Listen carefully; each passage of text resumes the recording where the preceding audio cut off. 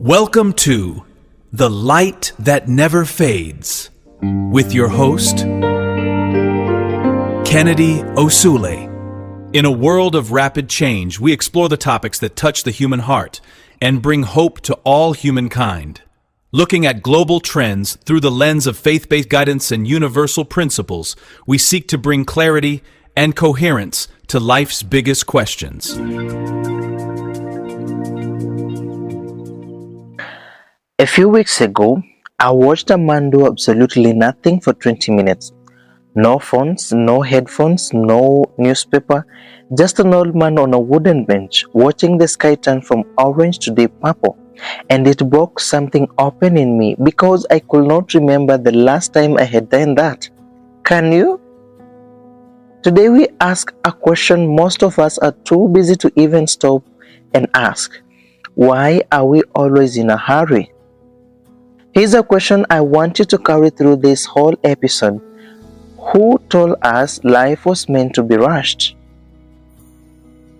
Because when you look at everything that actually matters, friendship, trust, healing, love, becoming who you're meant to be, none of it happens fast.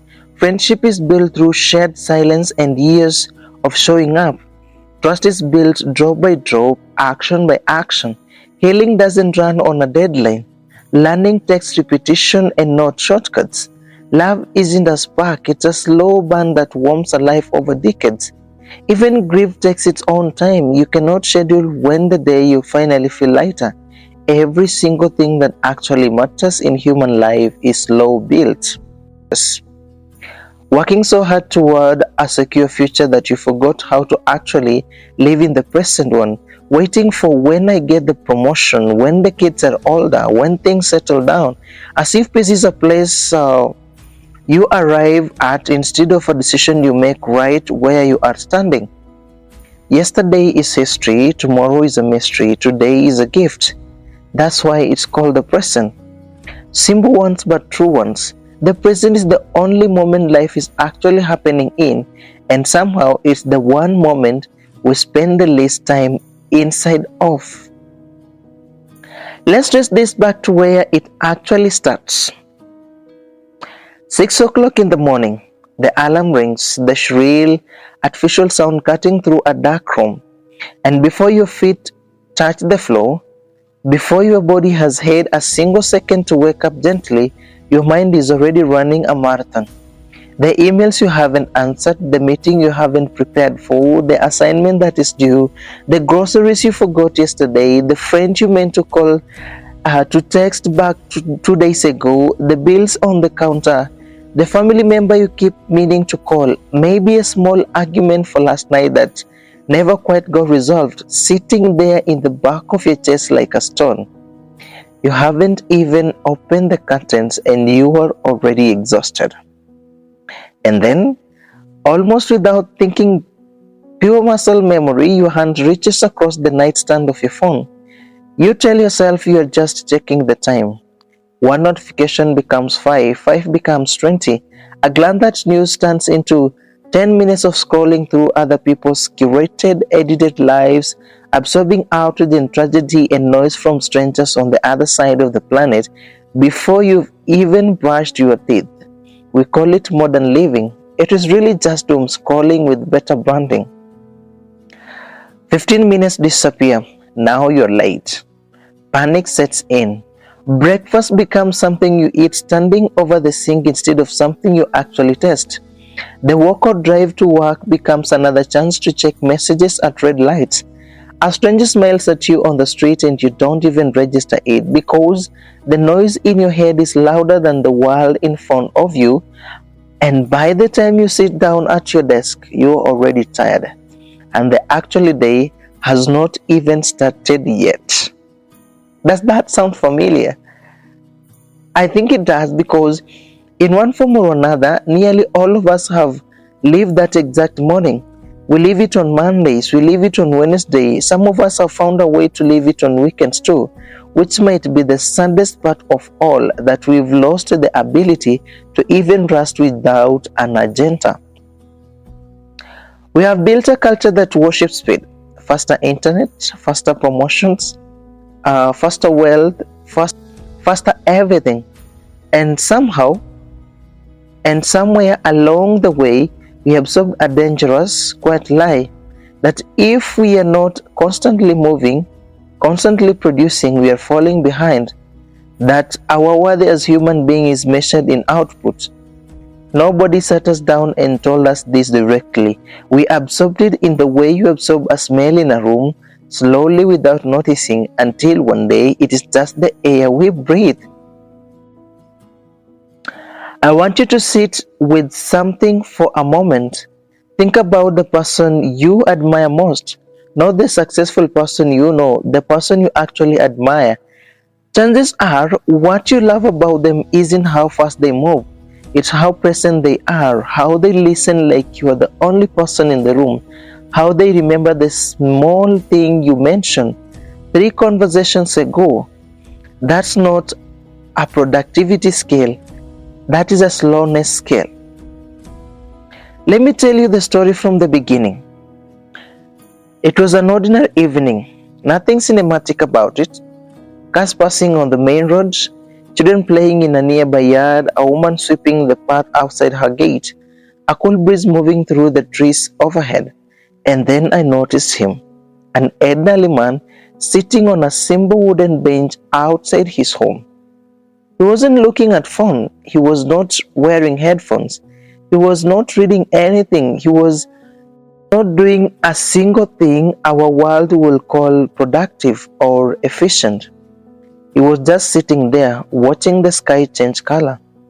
A child passed and he smiled and nodded. A neighbor waved from across the street and he waved back. A dog rotted up, sniffed his hand, and he stretched its ears without ever taking his eyes off the horizon. He looked completely undeniable at peace.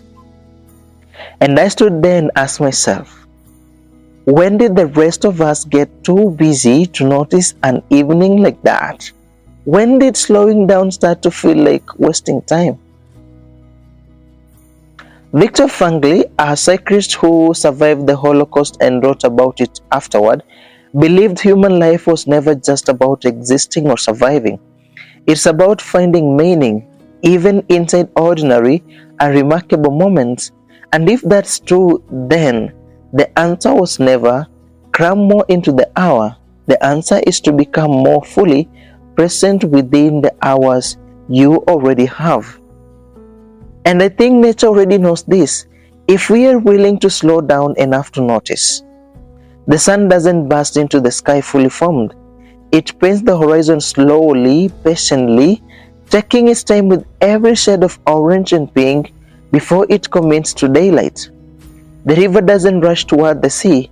It winds through valleys and works its way around obstacles, taking exactly as long as it takes. A tree doesn't try to become a forest in a single season.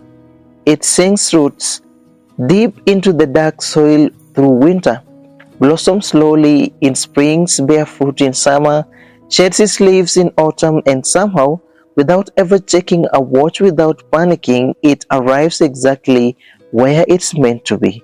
Maybe that isn't laziness. Maybe that is wisdom that we've simply stopped listening for. Here's what happens when we live against that wisdom instead. Psychologists have a name for it: hurry sickness, a continuous, low-grade urgency to get things done faster and faster. And here's the strange part.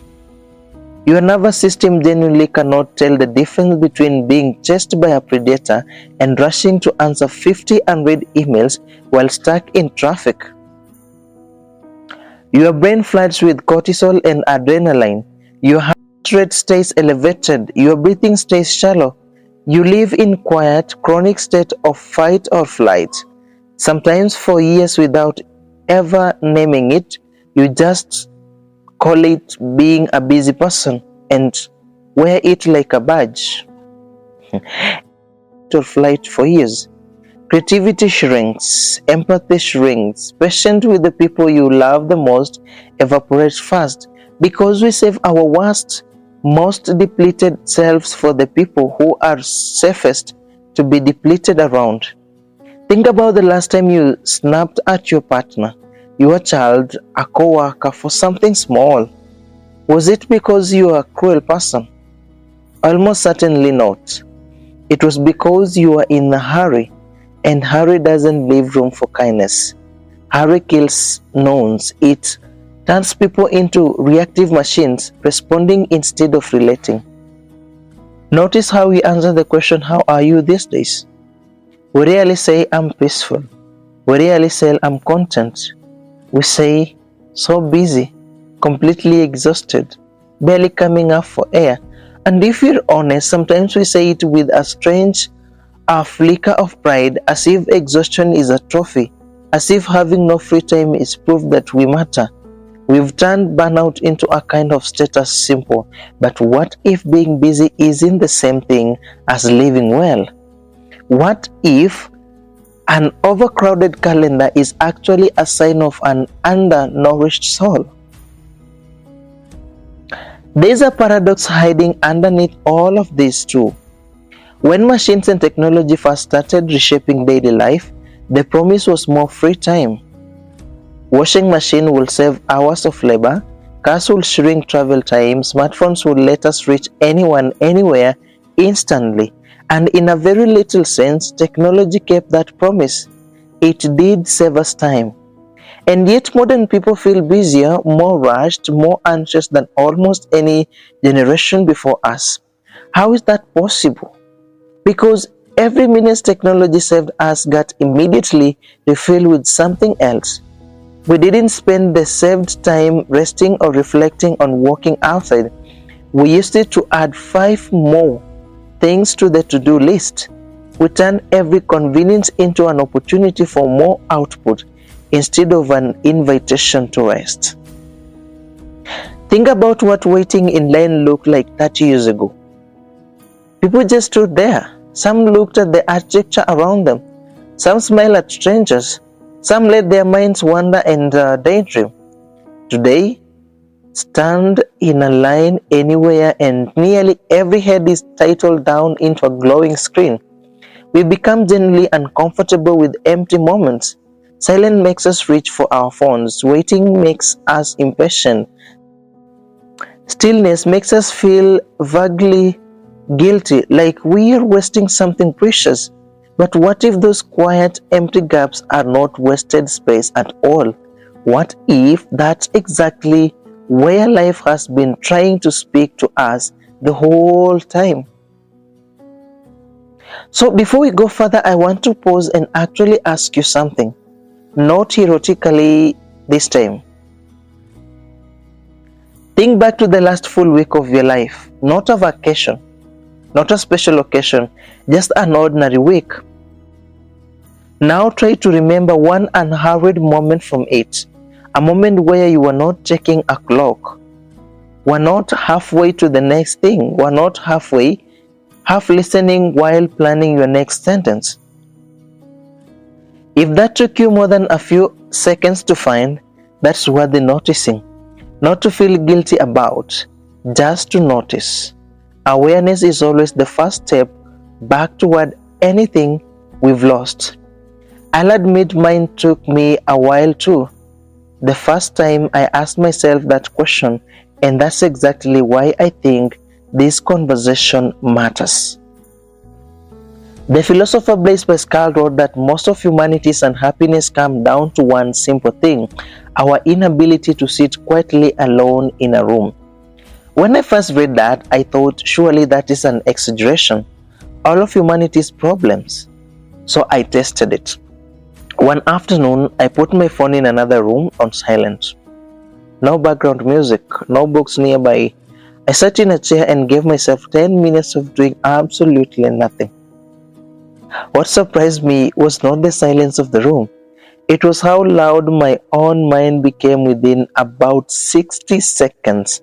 Anxious thoughts about tomorrow, uncomfortable regrets about something I had said the day before, tasks I had forgotten, people I owed a message to, random worries I had not thought about in months, suddenly surfacing all at once like they'd been waiting behind a door for someone to finally open it. I realized something in that chair. The busiest, noisiest place on earth isn't a crowded street at rush hour. It is the human mind, left alone with itself. And maybe that's exactly why so many of us run from stillness. Why our schedules stay jammed, why there's almost always something playing in our ears. Why we scroll right up until the moment we fall asleep. We are not just staying productive, we are avoiding the noise inside our own heads.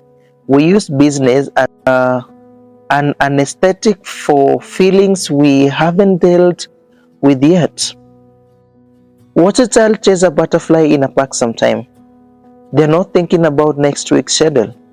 They're not comparing their performance to the kid standing next to them.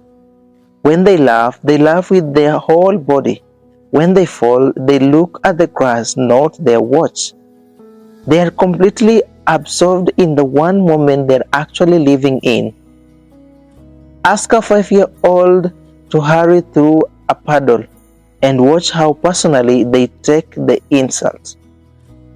Somewhere on the road into adulthood, most of us trade that away. We became experts at planning, at worrying about hypothetical futures, at rushing from one task to the next, and absolute beginners at simply being present. We become fluent in productivity and illiterate in stillness. There is an old story about a traveler walking through a quiet village who passes a garden. An elderly man, bent with ages, is carefully digging a hole and planting a tiny oak sapling. The traveler smiles, a little patronizingly, and says, "Old man, why waste your remaining strength on that? It will take 50 years before that tree gives any shade. You will never sit under it." The old gardener wipes the dirt from his hands, looks up and says, "My friend, I have enjoyed the shade of trees I never planted. I'm planting this one so that someone else, many years from now, may sit and rest." That's not how we are taught to think anymore. We are trained for instant results, instant success, instant fame, instant gratification. But the deepest thing in a life were never instant. Character is not built in a weekend seminar. It is built the way roots are built quietly, invisibly, underground, through ordinary days nobody applauds. No one photographed the roots of a tree, but without them, the tree doesn't survive the first real storm. We admire people's confidence, their kindness, their resilience, without ever seeing the years of small and remarkable choices that build them. And maybe that's the real reason we are always in a hurry. We are chasing the visible results while completely neglecting the invisible, slow process that actually makes it possible.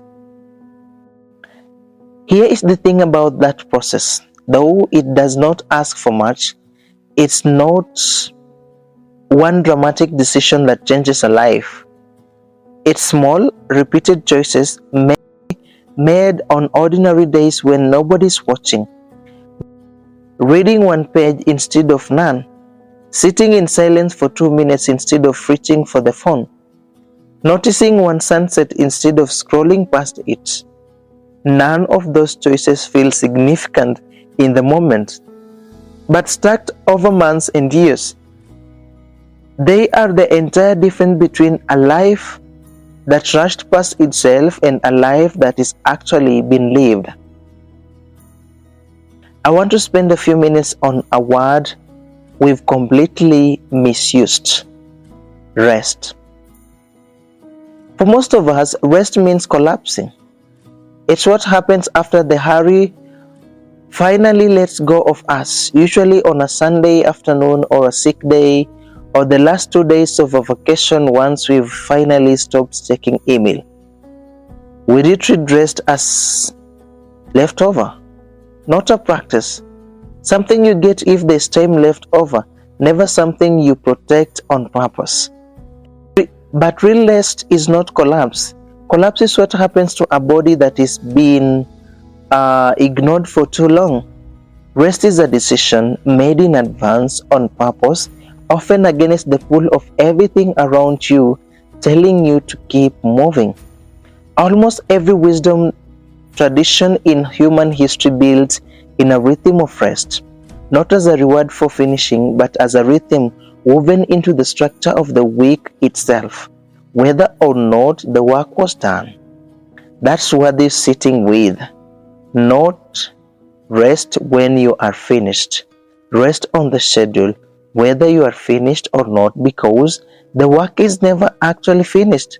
There's always another email, another task, another thing to optimize. If rest waits for the to-do list to hit zero, rest will never come. I think about that old gardener again here. He wasn't resting because his work was done. He was resting, sitting on that bench in the middle of a life that clearly still had unfinished things in it. He had simply decided that presence mattered more than completion. What will it look like for you to rest like that? Not collapse rest, decided rest on purpose before you are forced into it. So here is what I want to leave you with today. Not a to-do list, because that will just be one more thing to rush through. Just a few small shifts, and you don't need all of them. Just pick the one that speaks to you. Tomorrow, find one moment, waiting in line, walking to your car, the first 60 seconds after you wake up, and let it stay empty. Don't fill it with anything, just notice it. This week, try answering, "How are you?" honestly, at least once, without reaching for busy. See what word comes up instead. And somewhere in the next few days, do one thing for no reason except that it made you feel alive. Not productive, not efficient, just alive. Sit on a bench, watch a sunset all the way through instead of taking a photo of the first 2 minutes of it and leaving. That's the whole practice. Not more, just slower. If this episode gave you something to sit with, that's generally all I hope for. And if you know someone who's been running on empty lately, this might be worthy sending their way. I'm Kennedy Osule. This has been the light that never fades. Until next time, slow down. You are not behind.